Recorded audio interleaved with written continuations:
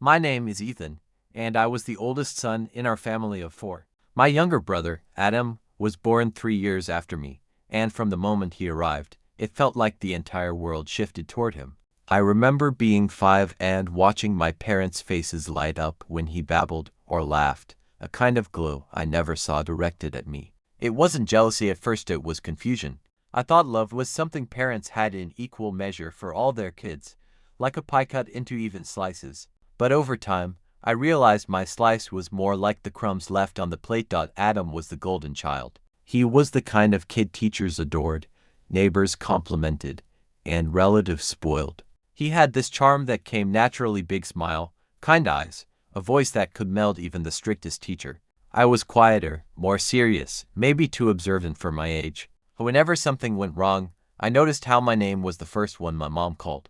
If Adam broke something, I was the one who should have been watching him. If he lied, I must have taught him that. Slowly, I learned it didn't matter what actually happened. I was the default culprit. It's strange how a pattern like that can shape you. By the time I was 10, I had stopped seeking approval. I did my chores, got good grades, and stayed out of trouble, but the more I tried to earn their love, the less they seemed to notice me. Adam, on the other hand, could do the bare minimum and still be praised like he'd just solved world hunger. He's just more sensitive, my mom would say whenever I complained. You're stronger, Ethan. You don't need as much attention. But I did. I really did. I just stopped asking for it. When I was 13 and Adam was 10, I remember one particular summer that changed the tone of everything between us. Our dad took us fishing at the lake. It was supposed to be a boys' weekend.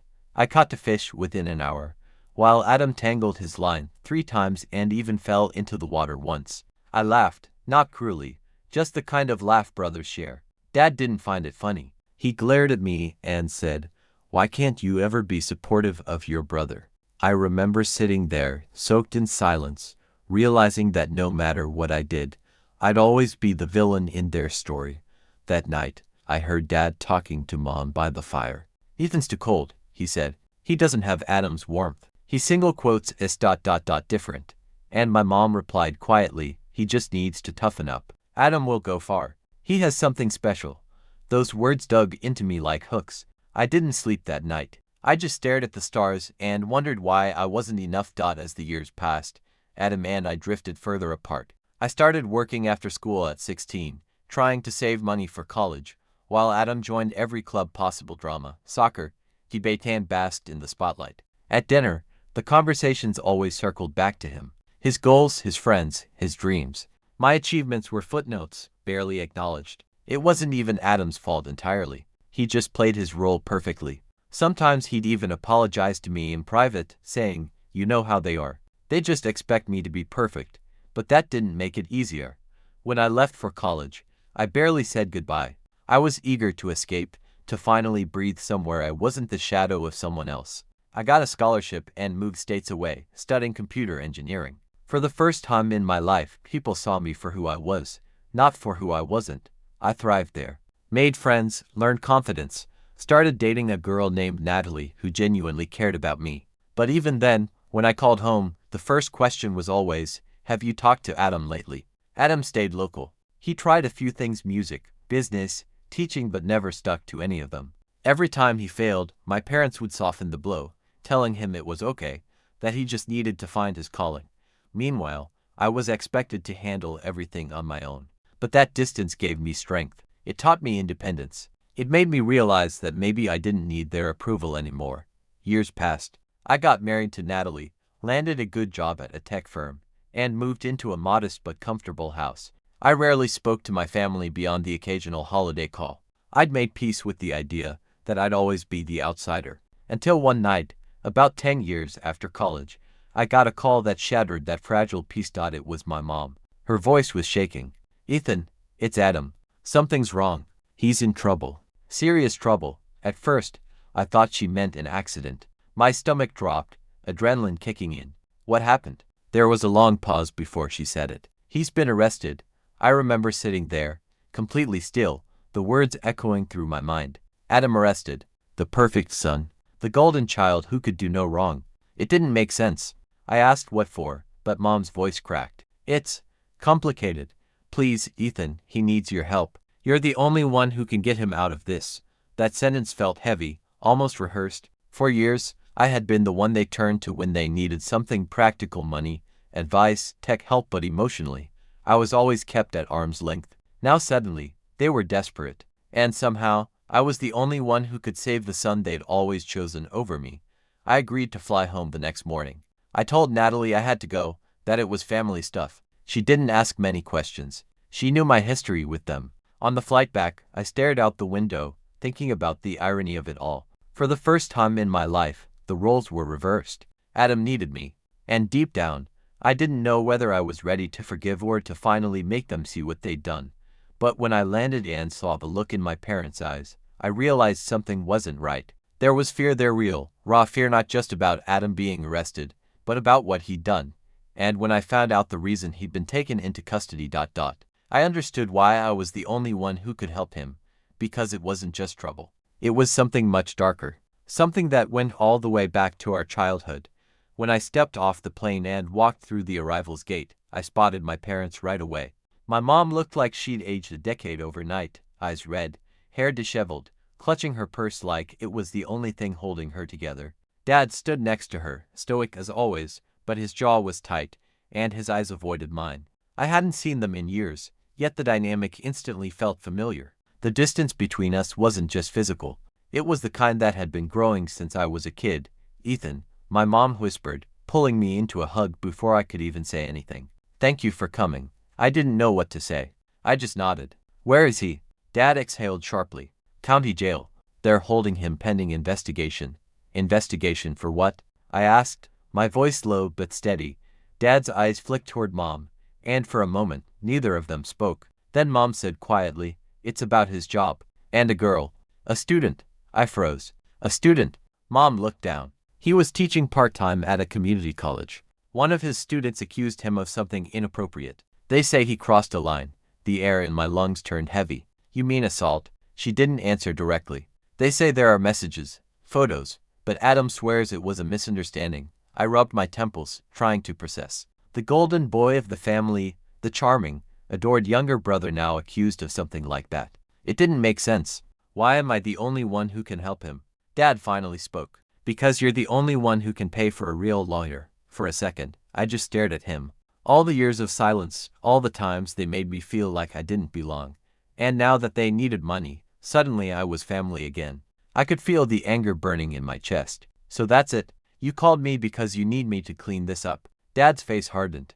"We're his parents. We're desperate. You're his brother. Whether you like it or not, that means something." I wanted to argue, to walk away, but something in Mom's eyes stopped me. Behind the guilt and the exhaustion, there was genuine fear.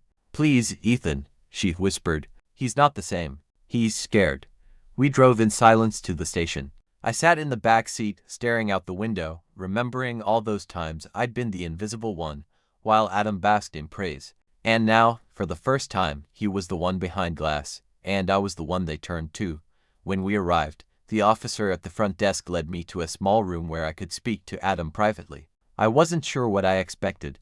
Maybe the same confident kid I'd always known, the one with the easy grin and perfect timing.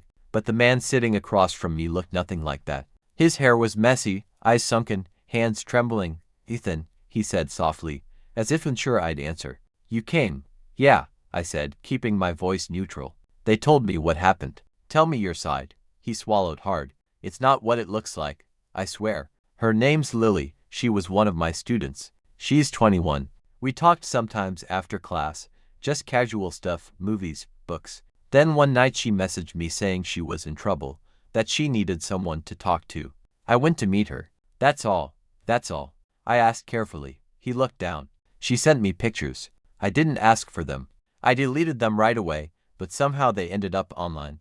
Now they're saying I shared them, that I exploited her." "I didn't, Ethan. You have to believe me." I studied his face. He looked desperate, but also broken. Not the charming, confident Adam I grew up with, but someone haunted. Still, I couldn't shake the question. If it was all a misunderstanding, why did he seem so terrified? "Who's handling your case?" I asked. "Public defender," he said quietly. "They barely talk to me." I sighed, rubbing my forehead. "All right, I'll find you a real lawyer. But I need everything: texts, emails, Anything that proves your side. He nodded quickly. Thank you. I knew you'd come through. The way he said it made something twist inside me, like this was the role I'd always been meant to play. The fixer, the reliable one who shows up after everyone else screws up. It wasn't love. It was obligation. But still, I couldn't walk away.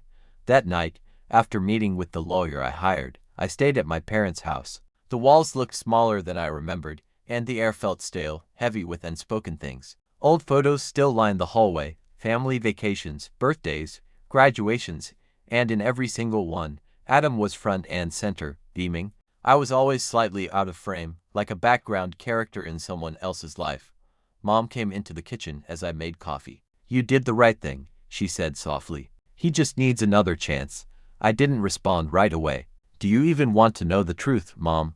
Or do you just want to believe he's innocent? Her lip trembled. He's my son, so am I said quietly.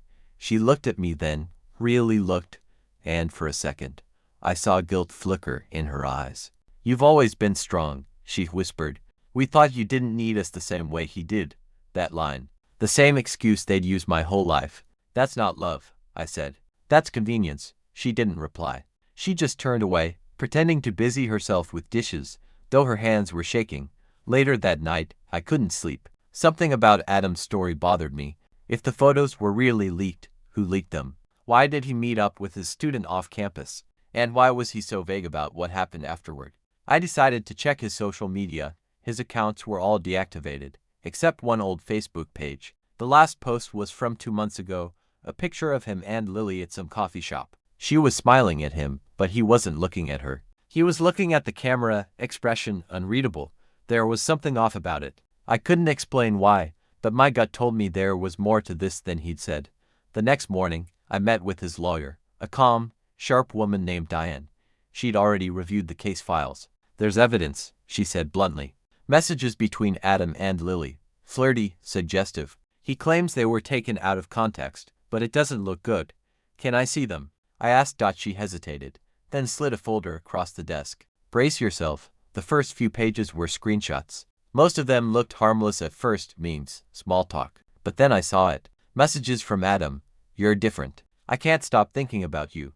And later, no one can know about this. My stomach sank. When did he send these? About a week before she went to the police, Diane said. But there's something else. She leaned forward. The photos she claims he shared weren't found on his phone. They were sent from an IP address linked to someone else. Someone else?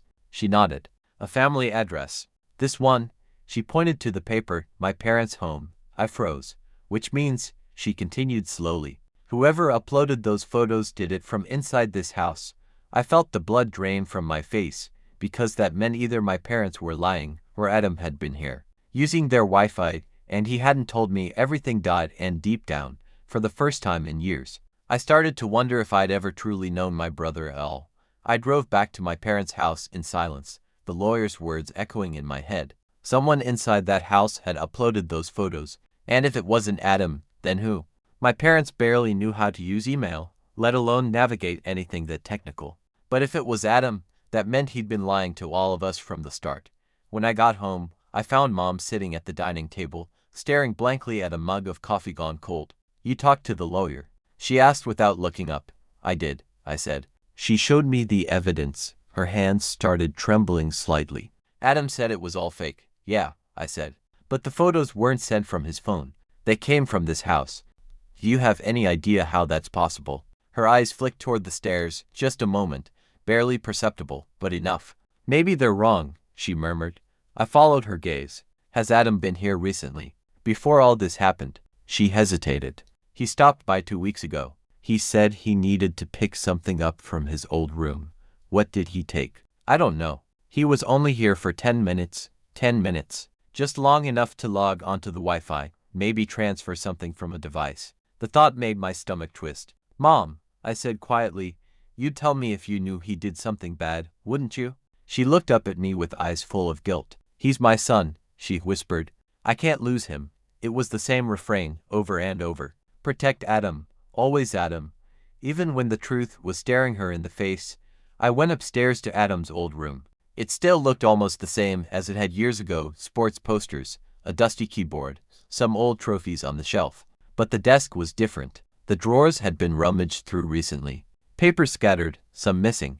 There was an old desktop tower under the desk, unplugged but still there. I pulled it out, dusted it off, and noticed a USB drive plugged into the back port. It was small, silver, with a faint scratch that looked like the letter L. L for Lily. I pocketed it before my parents could see. That night, in my motel room, I plugged the drive into my laptop. It took a moment to load. Inside were folders, work, photos, personal. My heart pounded as I opened the last one.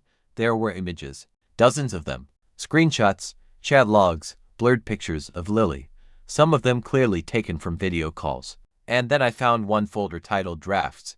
Inside were unsent emails, long, emotional, obsessive ones written from an account with no name, just a random address.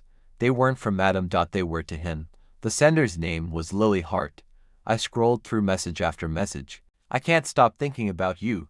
You promised me you wouldn't ignore me. If you don't answer, I'll tell them everything. The tone grew more erratic the further it went, pleading, threatening, desperate. And then the final email draft, never sent, dated the night before she went to the police. You'll regret this. Adam, you're not the hero you think you are. I know what you did to your brother, and I'll make sure they'll know too. My hands went cold. What you did to your brother. To me. I stared at the words, confused and shaken. What did she mean by that? I barely knew Lily existed until this mess. How could she possibly know anything about our past? The next morning, I confronted my father. He was sitting in the living room, staring at the news on mute. Dad, I said, did Adam ever mention someone named Lily before all this? He didn't look away from the screen. He said she was a student who got too attached. That's all. I watched him closely. Do you believe him? He hesitated, and that was answer enough. There's something you're not telling me, I pressed. Lily said in an email she knew what Adam did to me. Why would she write that? Dad's jaw tightened. For a long moment, he said nothing. Then he muttered, because she wanted to hurt him. That girl's unstable, but what did she mean? He stood up abruptly. Drop it, Ethan. You're making things worse. He walked out before I could stop him. I stood there, staring after him, the air thick with tension and secrets that had been buried for years. That evening, I sat outside on the porch, watching the sun sink behind the trees. My mind kept replaying that line. What you did to your brother. I thought back to our childhood, all the moments that never made sense. The sudden shifts in mood, the hidden whispers between my parents whenever Adam cried at night, the way they always told me to leave him alone. I used to think it was favoritism. Maybe it was guilt. Later that night, I got a call from Diane, the lawyer. Ethan, she said, something new came up. The police traced another upload, a backup folder from a cloud account connected to Adam's name. But the login location, it matches your parents' house again. And the timestamps, they're from the same day you arrived. What? I said sharply. You mean while I was here? Yes, she said. Someone used your parents' Wi-Fi to upload more photos, just hours ago. I felt the blood drain from my face. Who was home? Her silence told me everything. Someone in that house was still covering for Adam, or worse, continuing what he started. And as much as I didn't want to believe it, I realized that the truth about my brother wasn't the only secret buried in that family. The real question was, who else had been part of it all along? That night, I barely slept. Every creak of the house made my chest tighten. Someone had used the Wi-Fi again, just hours after I'd returned. That meant whoever was protecting Adam wasn't done. And maybe they were desperate enough to do anything to keep the truth buried. At dawn, I decided to stop playing along. I went downstairs quietly and checked the router's admin log. Years of working in tech had taught me more than enough to dig through it. The timestamps were right there, 11:47 p.m. A device had logged in using Adam's credentials. But the MAC address didn't match his laptop. It matched something else. Mom single quotes as tablet. I stared at the numbers on the screen, heart pounding. My mother, the woman who'd spent years defending Adam, crying for him, calling him her sweet boy, had been the one uploading those files. I walked into the kitchen where she was pouring coffee, acting like nothing was wrong. Rough night? She asked. You could say that, I said evenly. I found out who's been uploading those photos. Her hand froze midair. What? I placed the tablet on the counter. You used this last night. Logged into Adam's account. Her face went pale. Ethan, you don't understand. No, Mom, you're right. I don't understand why you'd risk everything to protect him after what he's done. What is it you're hiding from me? Tears welled in her eyes. It's not what you think. Then tell me what it is. She sank into a chair, shaking. It started years ago. When you two were little. You were always so independent, Ethan. We thought we were doing the right thing by giving Adam more attention, but… She stopped, covering her mouth. But what? I demanded. Adam had problems, nightmares. He'd wake up screaming, saying he saw you standing in his room, hurting him. We thought he was imagining it. But then he said you… She stopped again, unable to finish. Me? I repeated, stunned. He said I hurt him. She nodded slowly. We took him to a therapist. They said he might be projecting, confusing his fears, making up stories. We didn't know what to believe, so we chose to protect him, to make sure he felt safe. And maybe we went too far. I stepped back, dizzy. All those years of being blamed for everything, it wasn't just favoritism. It was because they actually believed I might have hurt him. Mom, I said quietly, I never touched him, ever. She looked up at me, crying now. I know, deep down, I think I always knew. But by the time we realized it, it was too late. Adam depended on that story. It gave him power. We couldn't take it back without breaking him. I couldn't breathe. So you let me grow up thinking I was the problem. You let me carry the blame for something that never happened. She sobbed into her hands. We were scared. He wasn't stable. If we confronted him, he'd spiral. Something inside me snapped, not anger exactly, but something sharper, colder. And now he's done the same thing to someone else, I said. He found another person to blame. She didn't answer. I grabbed my jacket and stormed outside. The air was cold and sharp against my skin, but my mind was burning. I got in the car and drove to the police station without calling ahead. I needed to see Adam, not as his brother, not as his savior, but as the man he turned me into. When they brought him into the visiting room, he smiled faintly. You look tired, he said. Cut it, I snapped. I talked to Mom. I know about the stories you told when we were kids. For the first time, I saw something flicker in his eyes, not guilt, but a strange calm. So she finally told you. Why would you do that, Adam?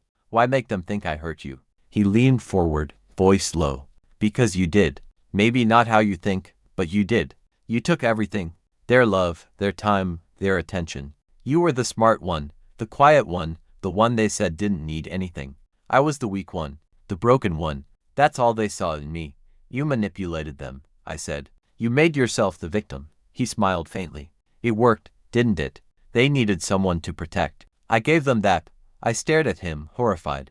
And Lily. His smile faltered. She reminded me of Mom. She wanted to fix me too.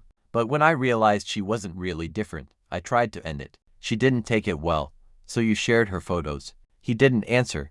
Adam, I said slowly, Mom's still covering for you. She's the one who uploaded those files. You dragged her into this too. He looked almost proud. She always said she'd do anything for me.